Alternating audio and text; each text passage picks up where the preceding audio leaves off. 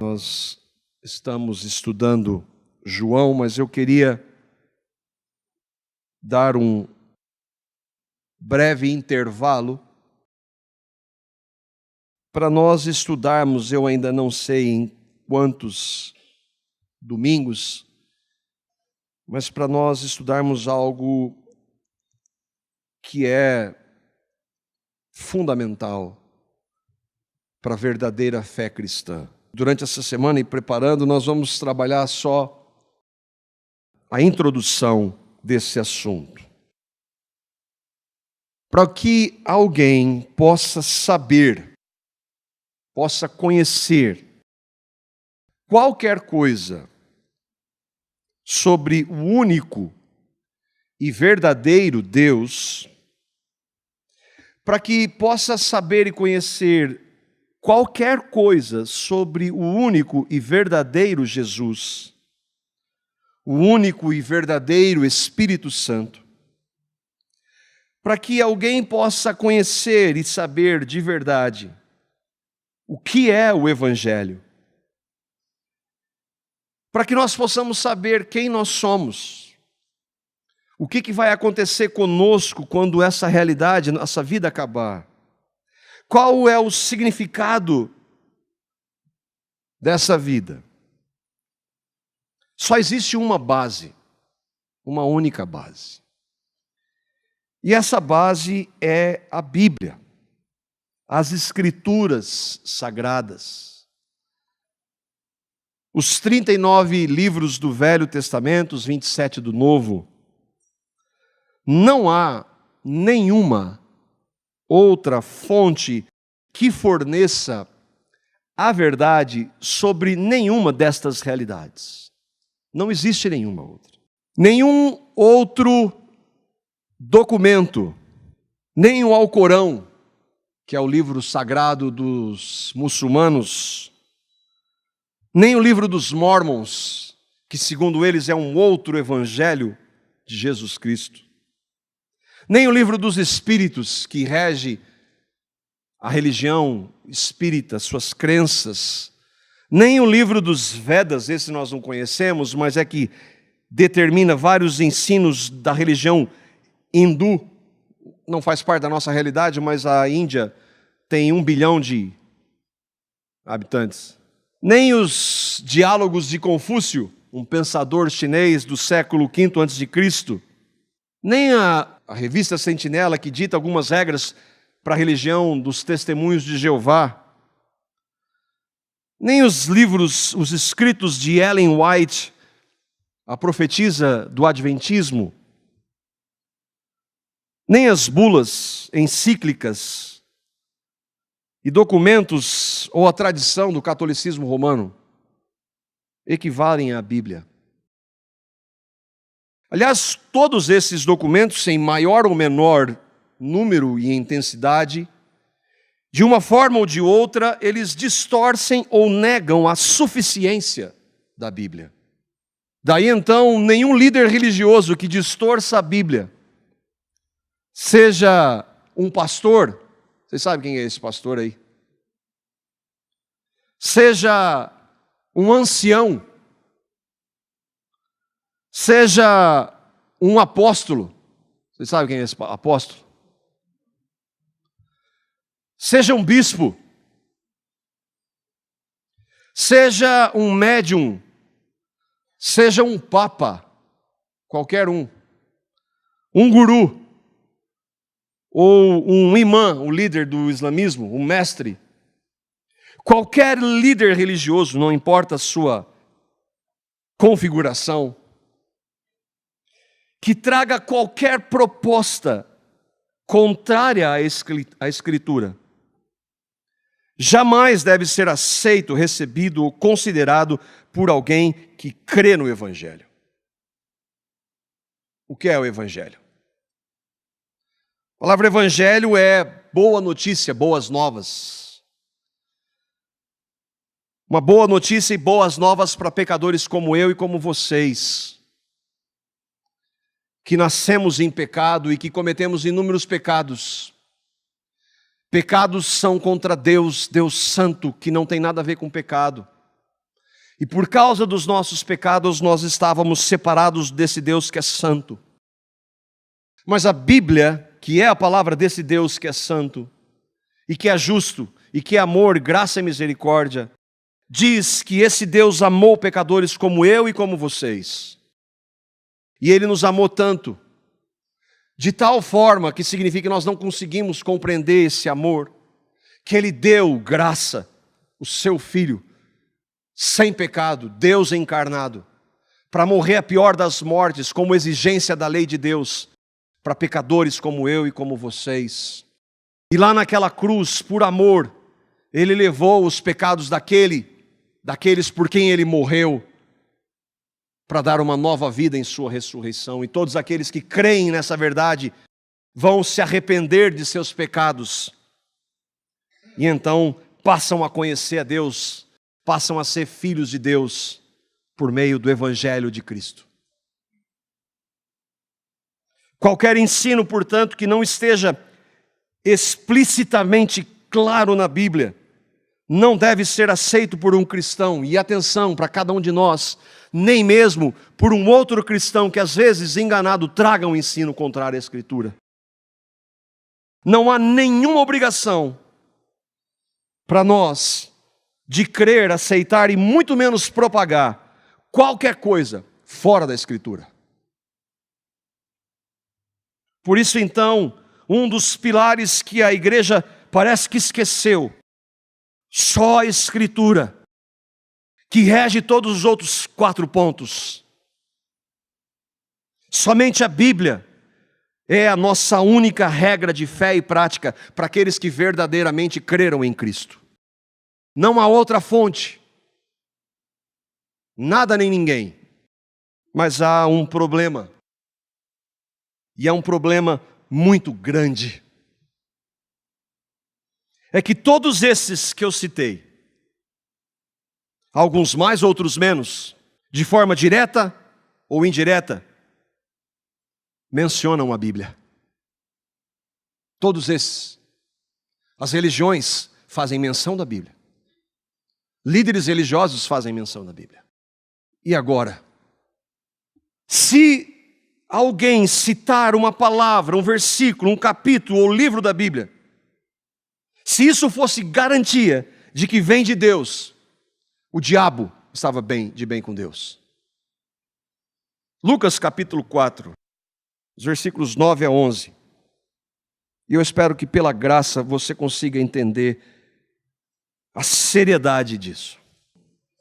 O diabo o levou, Jesus, a Jerusalém e colocou-o na parte mais alta do templo e lhe disse: se você é o Filho de Deus, jogue-se daqui para baixo, pois está escrito, Ele dará ordens a seus anjos a seu respeito para lhe guardarem, e com as mãos eles o segurarão para que você não tropece em alguma pedra.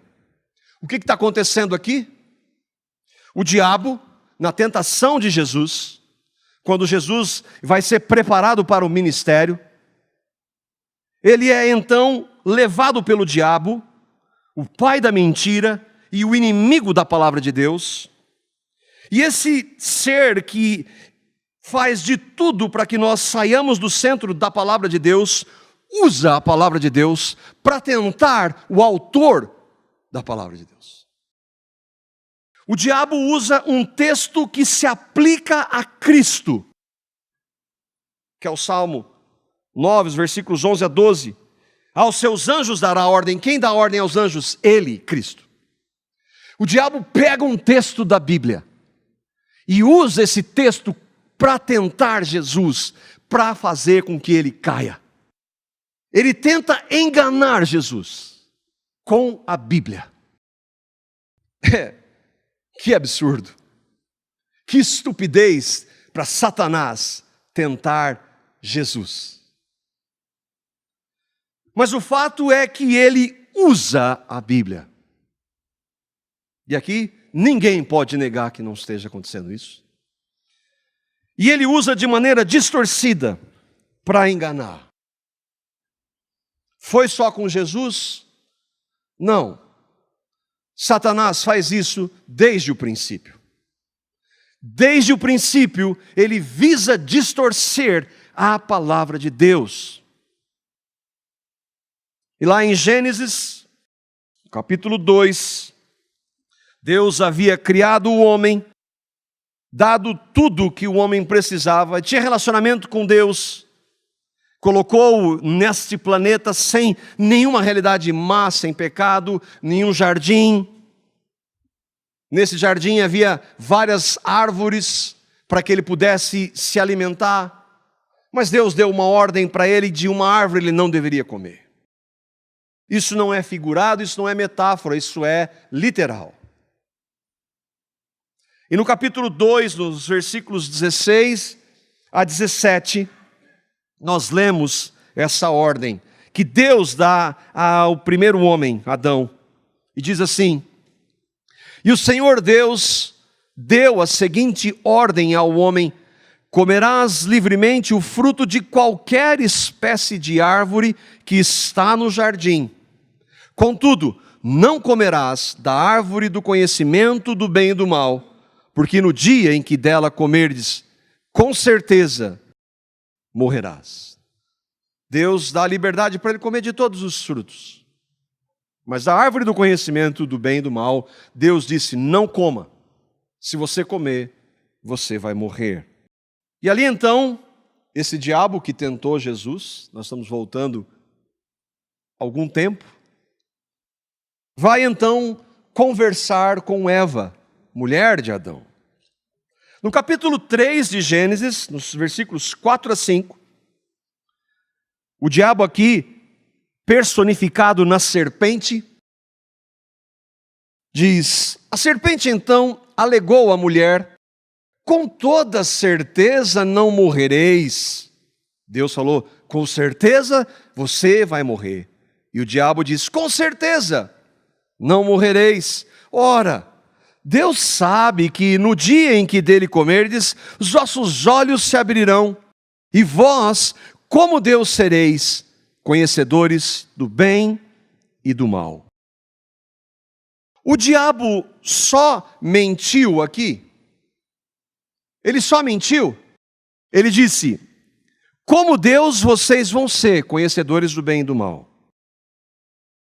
Esta parte é verdade ou é mentira? A mentira era: com certeza você não vai morrer. Porque Deus disse que morrer, se ele comesse, ele ia morrer. E morre. Mas e essa parte? Vós, como Deus, sereis conhecedores do bem e do mal. É verdade ou é mentira? Versículo 22 do capítulo 3. Veja quem está fazendo a declaração. Então declarou Deus: eis que agora o ser humano tornou-se como um de nós, conhecendo o bem e o mal. Não devemos permitir que ele também estenda a sua mão e tome do fruto da árvore da vida e, comendo-o, possa viver para sempre. Deus está dizendo que o homem agora seria como nós aqui, Pai, Filho e Espírito Santo. No sentido de conhecer o bem e o mal, o homem não conhecia. Deus conhece, não experimentalmente. O homem não conhecia o mal porque ele havia sido criado bom, reto. O diabo lançou uma mentira junto de uma verdade. E ele pegou a palavra de Deus para fazer isso. O que isso tem a ver com estudar a Bíblia? A resposta, para mim pelo menos ficou clara: qualquer um usa a Bíblia. Qualquer pessoa, qualquer ser usa a Bíblia. A pergunta então: citar um texto, um versículo, ou mesmo um capítulo da Bíblia, é garantia de que aquele ensino vem de Deus? Apenas citar. Qual é o grande problema? A única fonte que nós temos para conhecer de verdade quem é Deus, quem é Jesus, quem é o Espírito Santo, quem nós somos, o que acontece conosco quando nós morremos, de onde nós viemos. A única fonte que nós temos para conhecer o Evangelho é a Bíblia. Mas esta mesma Bíblia é usada para distorcer essas verdades. O diabo usa a Bíblia. Usa ou não usa? Irmãos, eu estou inventando alguma coisa aqui? A Bíblia é a palavra de Deus. Ele usou a palavra de Deus ainda não escrita no Gênesis, mas ele usou a palavra escrita citando o Salmo para Jesus.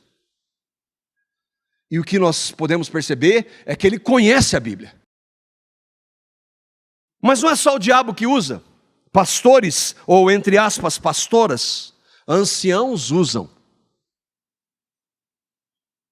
Gurus, mestres, apóstolos, bispos, médiuns, mestres, todos usam a Bíblia. Todo mundo usa a Bíblia. Qualquer pessoa, em qualquer lugar, pode citar qualquer texto bíblico e com ele dizer ou ensinar qualquer coisa. Mas onde está o erro?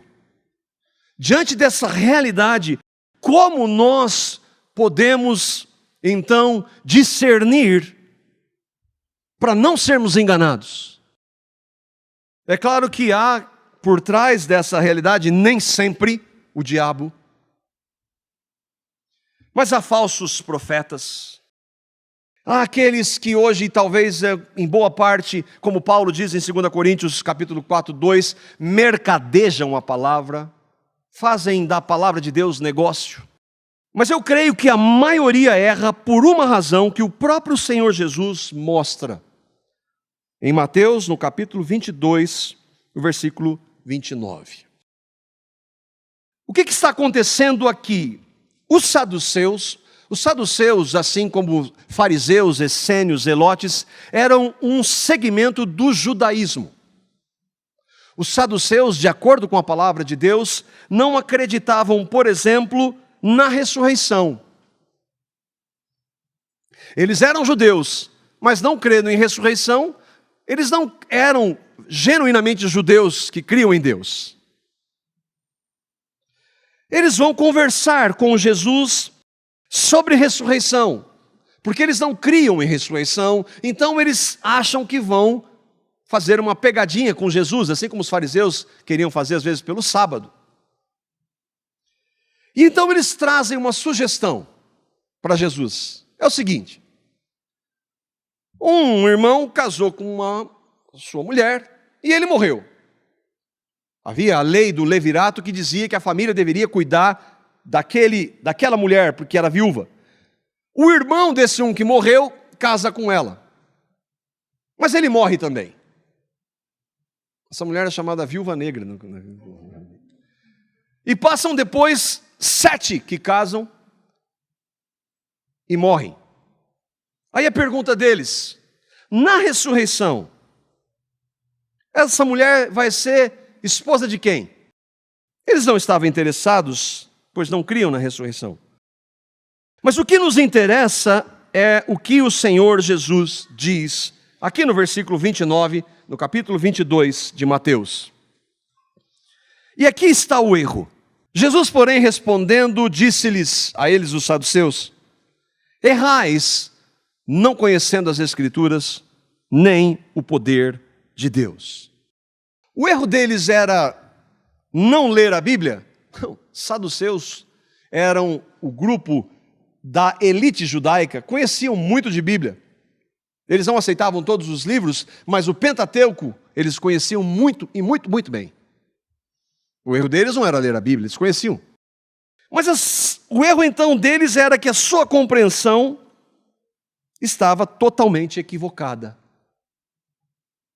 Eles não entendiam a Escritura, ainda que, entre aspas, a conhecessem. E o ponto é que eles não conheciam o poder de Deus. Jesus diz: vocês erram porque não conhecem a Escritura, as Escrituras, nem o poder de Deus. Saduceus não criam no Deus verdadeiro. E Jesus fala que eles não conheciam, eles erravam por não conhecer as Escrituras porque eles não conheciam o poder de Deus. O que é o poder de Deus?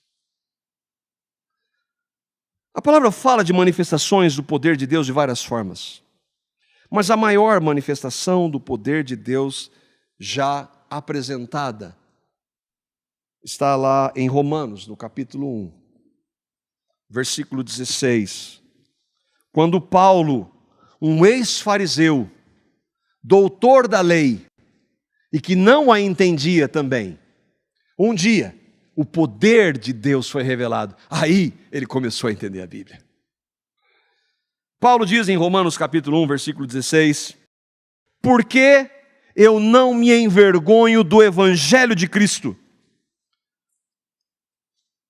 Porque o evangelho de Cristo é o poder de Deus para a salvação de todo aquele que crê, primeiro do judeu, porque a lei foi dada ao judeu, e também do grego, que simboliza todos os outros povos. O estudo das Escrituras, tanto de fariseus quanto de saduceus, era distorcido, porque eles não conheciam o poder de Deus, eles não conheciam o Evangelho. Eles não tinham a revelação da palavra viva, ainda que tivessem a palavra escrita em suas mãos. E é assim hoje. Agora, se eu e vocês temos a Bíblia em nossas mãos, ninguém fica então isento de responsabilidade. Ninguém. Nem os que as distorcem. É triste nós admitirmos, mas a maior responsável pelas distorções da Bíblia hoje é a igreja evangélica. Um grupo que perdeu completamente a sua identidade, o seu fundamento só a Escritura. E é por isso então que essa é a introdução. Como é que eu posso estudar e entender corretamente a Bíblia diante de tantas possibilidades de erro? Alguns vão perguntar, então quem vai me ensinar? Você? Misericórdia. Eu não. Mas o que nós vamos tentar fazer durante esses estudos, para a glória do Senhor e pela graça, é vermos na própria Escritura princípios que foram adotados na história da igreja por aqueles que creram no poder de Deus, para que então eles não caíssem nos erros que sempre se repetiram na história da igreja. Os nomes mudam, as propostas de engano mudam de rótulo, mas elas sempre existiram. Heresias e ensinos errados não são uma exclusividade nossa.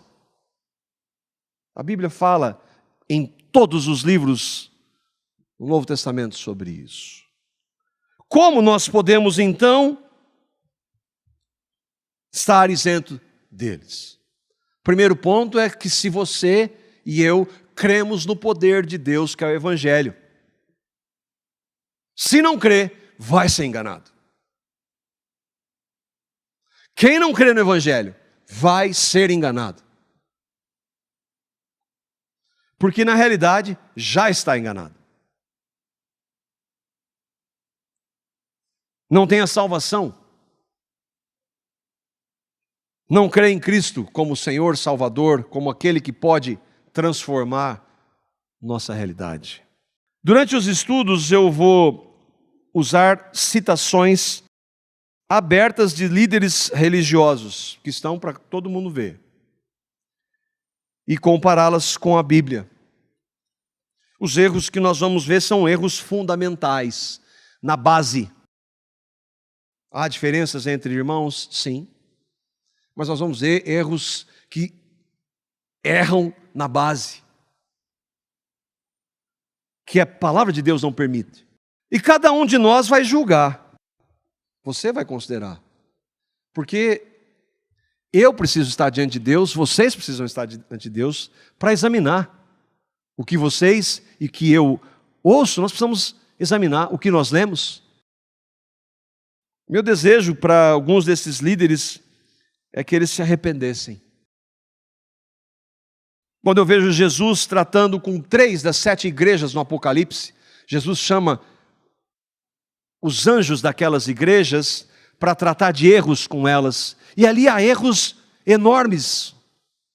Mas Jesus dá a possibilidade do quê? De arrependimento. Arrependam-se, arrependam-se, arrependam-se. Então, se há possibilidade, há perdão em Cristo, não importa que nós tenhamos errado, inclusive em ensinos. Quando a gente fala de julgar, é o que eu e vocês precisamos fazer, algumas pessoas vão falar, mas Jesus disse para nós não julgarmos. Esse é um texto da Bíblia. Significa isso? Vamos ver. 1 Coríntios, no capítulo 14, versículo 29, Paulo está escrevendo para uma igreja, a igreja de Corinto. E nesse versículo, ele está dentro de um contexto, não dá para a gente ler todo esse contexto, você depois deve conferir. Ele diz assim: e falem 2 ou 3 profetas, e os outros julguem. O que Paulo está dizendo? Ou melhor, o que estava acontecendo na igreja de Corinto? Havia muitos erros entre aqueles irmãos. E ele fala que na reunião da igreja, profetas poderiam falar. O profeta, lembra, é aquele que traz a palavra de Deus. O profeta é alguém que traz a palavra de Deus. E ele estabelece na reunião que 2 ou 3 profetas falem. Ele não está dizendo que 2 ou 3 devem falar, mas ele está dizendo que é possível que 2 ou 3 falem, no máximo 3. Ele não está dizendo, muito menos, que 2 ou 3 falem ao mesmo tempo, porque daí já ficou difícil de entender. Mas que é possível então que um profeta, que novamente é o que traz a mensagem de Deus, e a mensagem de Deus está onde? Na palavra de Deus, ele deve falar. Mas o nosso foco aqui é aqueles que ouvem. Profeta de Deus falou, amém. É assim? Não. Não importa quem esteja dizendo. Paulo diz, os profetas falem e os que ouvem julguem. O que é julgar? No grego é separar, distinguir, estabelecer a diferença. E pode, olha, impressionante, ele pode significar também duvidar ou hesitar. Ou seja, eu sou profeta de Deus, vocês têm que me ouvir. Opa, pé atrás. Pé atrás. Eu vou hesitar. Eu quero saber primeiro se o que você vai dizer vem de Deus. Julgar é examinar. Paulo então está dizendo o quê? Os que ouvem, toda atenção é pouca. Muito cuidado. Examinem os profetas. João vai dizer, examine os profetas para ver se eles são de Deus. O irmão John Gill, que foi um pregador do Evangelho, fazendo um comentário desse texto, ele nos ajuda, ele diz, os outros profetas, ele está falando, Paulo disse, 2 ou 3 falem e os outros julguem. Então ele está incluindo possíveis outros profetas que estivessem ali. Os outros profetas que sentavam e ouviam aqueles que estavam falando, não ao mesmo tempo, lembra? Era um de cada vez. E todos os que têm um espírito de discernimento, essa palavra é fundamental, deveriam ver se o que os profetas diziam vinham dos seus próprios espíritos. Olha como é profundo. Eu quero saber se aquele profeta está dizendo vem do seu próprio espírito, de um espírito mentiroso, do espírito do anticristo, ou se vem realmente de Deus. E também os membros da igreja e ouvintes poderiam julgar a doutrina por si mesmos. Qual a base para eles julgarem a doutrina? de acordo com a palavra de Deus, o padrão de fé e prática, e não deveriam acreditar em todo espírito, mas julgá-los se eles eram de Deus e se suas doutrinas eram verdadeiras ou falsas. Esse irmão é do século XVIII. Tinha muito menos falso profeta na época dele do que hoje. Então, nós devemos sim julgar. Vocês devem julgar quem quer que esteja aqui.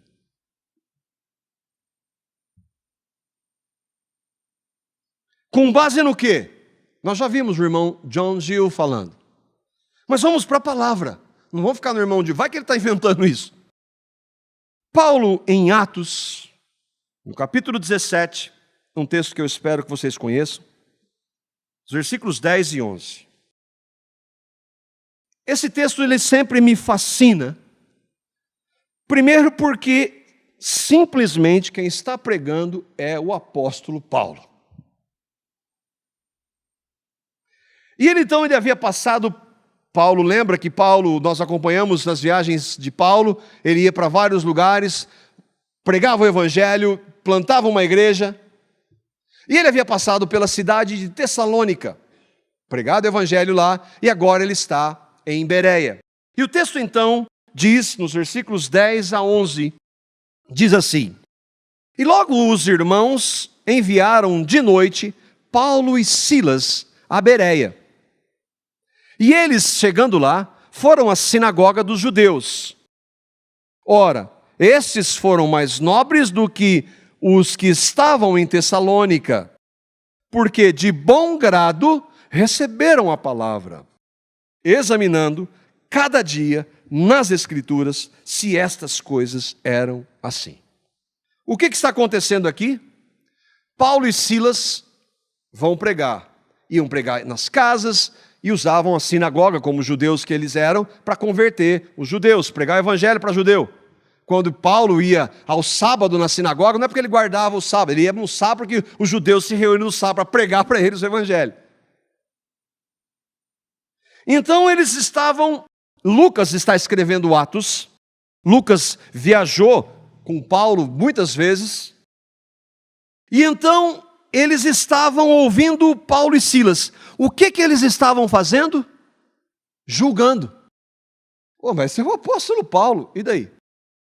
Se o apóstolo Paulo trouxer alguma coisa, isso não é possível, porque o que ele trouxe pela palavra e inspiração do Espírito, trouxer alguma coisa que não vem da Escritura, eu não aceito. Pode ser o apóstolo Paulo. Se pode ser o apóstolo Paulo, que dirá qualquer um outro na história? Lucas diz assim: aqueles de Bereia foram mais nobres que o de Tessalônica, ou seja, a igreja de Tessalônica já parece que foi falando amém, assim, eles não examinavam a Escritura. E Lucas então percebe isso. Claro que nós falamos perceber isso, tudo isso que Lucas escreve é mediante a ação do Espírito Santo, a inspiração. Lucas percebe que os irmãos de Tessalônica pegavam na Escritura que eles tinham. Paulo, peraí, deixa eu ver. Ah, está aqui, Paulo, então está certo. Eles eram nobres porque eles receberam a palavra sim, como palavra de Deus, nós vamos ver isso. Para você se aproximar à Escritura, esse é um pilar, ela é Bíblia, ela é a palavra de Deus. Eu não concordo com isso, eu não aceito, não interessa o que eu e vocês, como nós agimos, ela é a palavra de Deus. Então isso é um pilar para nós nos aproximarmos da Escritura. Eles receberam a palavra. Mas como eles receberam? Lucas diz, examinando a cada dia na Escritura, para ver se o que Paulo estava dizendo estava de acordo com a Escritura. Isso era julgar. Se eles estavam julgando o apóstolo Paulo, eu e vocês não somente podemos, mas nós devemos julgar qualquer um que se diga profeta de Deus, ou falando em nome de Deus, citando a Bíblia. Mas Jesus não disse lá em Mateus capítulo 7 que não é para julgar? Quando Jesus fala disso, ele está falando assim, entre irmãos em Cristo, eu falar que o meu irmão Vinícius, que ele não é tão santo quanto eu. E aí eu julgar algumas práticas dele a partir do meu padrão. Isso não deve ser julgado. É isso que Jesus está falando. Não é de julgar ensino. Julgar ensino, nós devemos julgar os ensinos. Todos eles, de quem quer que seja.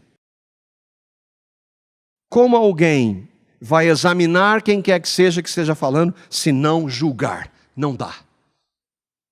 E essa é uma frase que não, você está julgando, não pode julgar. Paulo não ficou bravo quando aqueles irmãos estavam examinando o que ele estava dizendo. Se o profeta ficar bravinho, então já ficam os dois pés atrás. Ele não achou ruim. O mesmo Espírito que dirigiu Paulo para escrever o que ele escreveu, é o Espírito que dirigiu Lucas para dizer que eles eram nobres por examinarem o que Paulo disse. O que nós vamos fazer, se o Senhor permitir, nesses estudos? É buscar a forma de entender a Escritura, que seja fiel a ela, a Escritura como um todo. Que ela seja cristocêntrica, porque a Bíblia é. Quando nós dizemos que ela é cristocêntrica, não estamos dizendo que Cristo, Jesus, é maior do que o Pai e que o Espírito. Não. São três pessoas, um Deus. Não existe hierarquia na Trindade. Mas é que a Bíblia toda aponta para Cristo. E é por causa do Evangelho que é manifesto em Cristo, que o centro dela é Cristo. Então tudo que nós lemos no Velho Testamento, no Novo Testamento, tem como centro Cristo. E outra, isso é fundamental. Nosso estudo da Escritura deve glorificar a Deus e não a homens. Não deve exaltar homens. Pelo contrário, quanto mais glória a Deus, mais humilha o homem. Alguns às vezes, mas esse negócio de interpretar aí, isso aí é ação humana. Não, negócio de interpretar, eu já ouvi isso. Isso aí é coisa do homem. Para entender a Bíblia precisa do Espírito Santo. Mas ninguém está falando isso. Primeiro, para entender a Bíblia, você precisa crer no Evangelho, que é a revelação do Evangelho, vem a ação do Espírito Santo. Mas isso significa então que agora você não tem que pensar? Que você não tem que considerar? Como é que você julga? Se você não usar a sua mente, por isso que tem que ter renovação do Espírito. Como é que você não vai usar a sua mente, se você crê no Evangelho, você tem a mente de Cristo, para julgar o que você está ouvindo? Significa então que você não deve usar o seu entendimento? É claro que sem a ação do Espírito já erra na base, mas isso não significa que nós não devamos entender e compreender o que está sendo dito e ensinado. Alguns ensinam que você tem que esvaziar a sua mente, que você não pode pensar para receber o Espírito de Deus. É muito contrário. A palavra diz que nós devemos sempre usar a nossa mente. Mas onde? Na palavra. Ou o que significa meditar? Meditar é usar a mente onde? Na Escritura. Quanto? Ricamente. Onde? Na Escritura. Como é que você vai julgar alguém se você não tem a mente na Escritura? Como é que você vai examinar a Escritura? Ou você tem que vir o Espírito Santo falar com você toda hora. O Espírito Santo dirige a sua vida. Você abre a Escritura para que Ele fale, mas Ele só fala por meio da Escritura. É Ele que inspirou a Escritura. O que é isso se não usar a sua mente? Considerar o que você está ouvindo, examinando a mente à luz da Escritura. A palavra fala várias vezes. Romanos capítulo 12, versículo 1. Ela fala de um culto racional e da renovação da mente. O culto racional é o quê? Você perde a noção, como em alguns lugares, você está tão cheio do Espírito que você perde a razão. Exatamente o contrário. Culto racional, renovação da mente. 2 Coríntios 10, 5. Levar cativo o quê? Todo o pensamento à obediência de Cristo. Como nós obedecemos o Cristo verdadeiro? Onde nós achamos o Cristo verdadeiro? Na sua Escritura, na sua palavra. Paulo diz aos Filipenses, tudo que é verdadeiro, respeitável, justo, puro, amável, de boa fama, se alguma virtude, se algum louvor existe, seja isso que ocupe o vosso pensamento. Como é que você sabe que é bom e é ruim, se você não pensa e reflete sobre isso à luz da Escritura? Colossenses 3:2, pensai nas coisas que são do alto e não das aqui da terra. Como é que você sabe das coisas do alto, se não na Escritura? Ou alguém vai revelar para você? Porque tem gente dizendo isso hoje. Tem gente que foi para o céu e foi para o inferno umas 10 vezes. E traz revelação extra-bíblica. Você vai acreditar? É claro que não. É um falso profeta ou profetiza. Ah, você está julgando? Sim, julgando de acordo com a Escritura. Muitos evangélicos sequer pensam o que eles fazem nas reuniões que eles participam. Porque eles não pensam, primeiro que muitos não têm o Evangelho e não conhecem a Escritura. E por isso se envolvem em coisas que são inacreditáveis. Apoiam práticas, dizem amém para coisas que são totalmente contrárias à Escritura, contrárias ao Cristo da Escritura, contrárias à glória que deve ser dada somente a Deus e não a homens. Boa parte da igreja se baseia no quê? Na Bíblia? Não, em emoções e em sinais. Se eu sentir, é de Deus. Misericórdia. Misericórdia.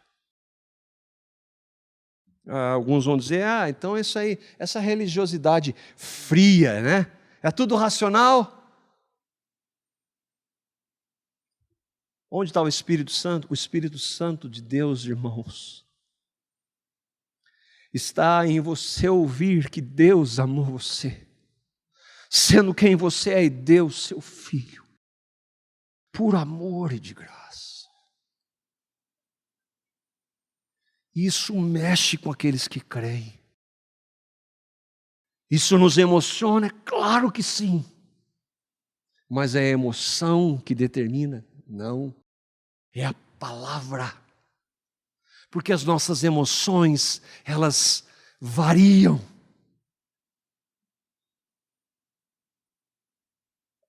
Não há como não nos emocionarmos, nós somos seres emocionais, mas a nossa base está na Escritura e a fé na Escritura. Irmãos, no iluminismo, no século XVIII, e muitos pensadores que a religião, especialmente o cristianismo, acabaria. A razão ia prevalecer. É verdade que hoje o ateísmo e o agnosticismo, ateus que se professam não crer em Deus, eles sabem que Deus existe, mas eles mentem para eles mesmos.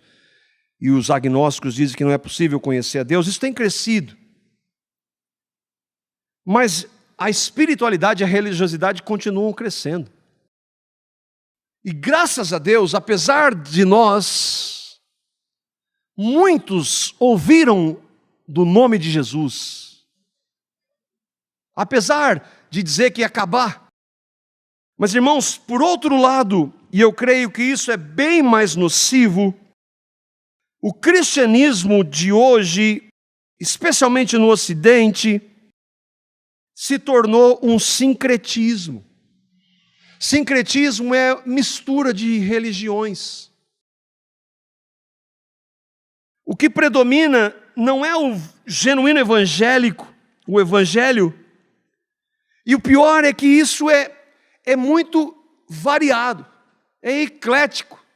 Você tem de um lado legalistas, mas você tem de outro lado libertinos. Os legalistas que pegam a lei e tacam nas costas dos outros, que eles não conseguem empurrar nem com o dedo. E outros que pegam a graça de Deus e usam a graça de Deus para viver no pecado. Há uma infinidade de evangelhos, prosperidade, confissão positiva, fé, novas revelações. É muito variado. Muita coisa sendo oferecida e tendo como base, entre aspas, a Bíblia. O erro é gigante. E nenhum de nós está isento do engano de uma má interpretação, de um vento de doutrina ou de um falso mestre. Os erros são tão sutis e me impressiona que o Senhor Jesus disse em Mateus 24. Jesus está falando do fim. E olha o que o Senhor Jesus diz aqui. Ele está falando do fim, porque surgirão falsos cristos e falsos profetas, e farão tão grandes sinais e prodígios que, se possível fora, enganariam até os eleitos.